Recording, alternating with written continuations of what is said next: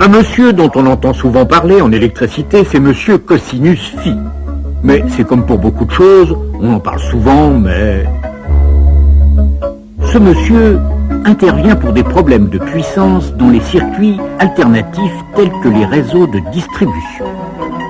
Sur le réseau peuvent être branchées d'abord des résistances qui transforment l'énergie électrique en énergie calorifique, radiateurs électriques, lampes à incandescence, etc.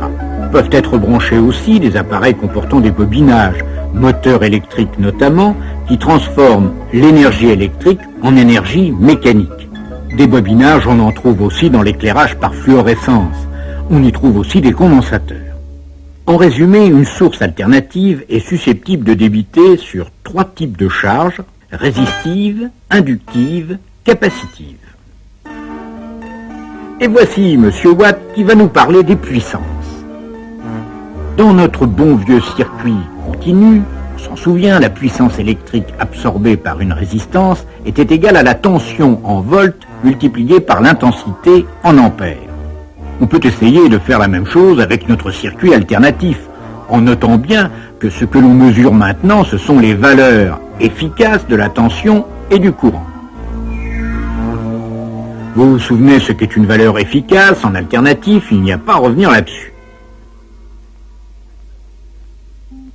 Prenons d'abord le cas d'une résistance.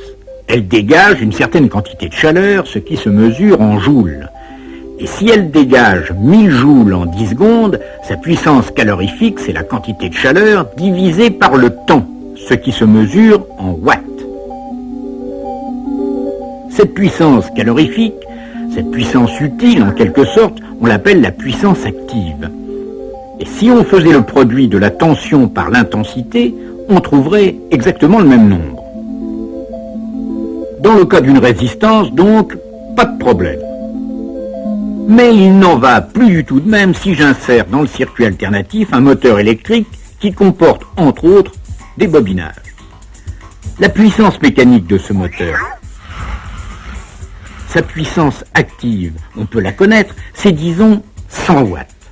Mais alors le produit UI, que messieurs Volta et Ampère ont toujours l'amabilité de nous calculer, n'est plus du tout égal à 100.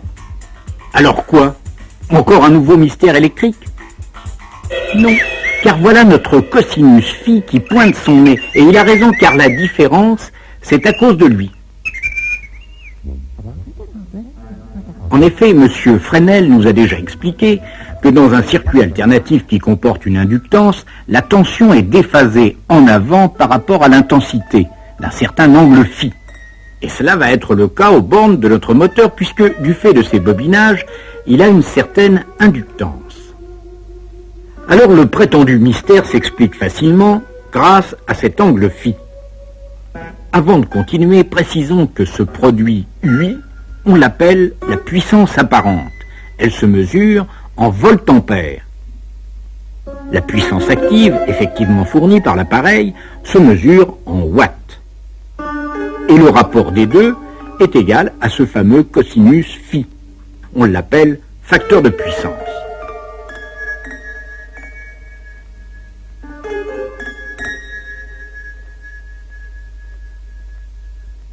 La conclusion de tout cela, c'est que si votre installation comporte principalement des charges résistives, son facteur de puissance est voisin de 1. Mais s'il comporte des charges inductives importantes, le déphasage augmente, le facteur de puissance cosinus phi diminue. Autrement dit, pour une même puissance active, il faudra fournir une puissance apparente plus importante.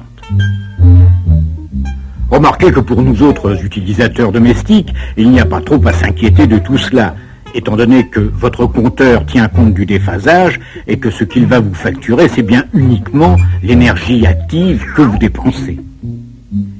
Mais côté réseau, c'est une autre affaire, car si la puissance apparente UI augmente, comme la tension est généralement constante, c'est l'intensité qui va se mettre à augmenter, ce qui n'arrange pas du tout les électriciens, car cela fait chauffer les fils et augmente d'autant les pertes en ligne, ce qui ne profite à personne, sauf à certaines bestioles.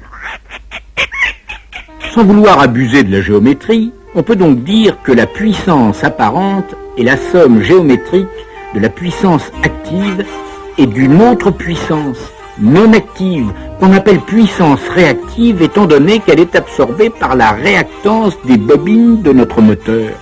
Malheureusement, les bobinages, on n'a pas encore appris à s'en passer. Mais n'oublions pas les charges capacitives, autrement dit les condensateurs. Or, un condensateur dans un circuit alternatif fait l'inverse d'une bobine.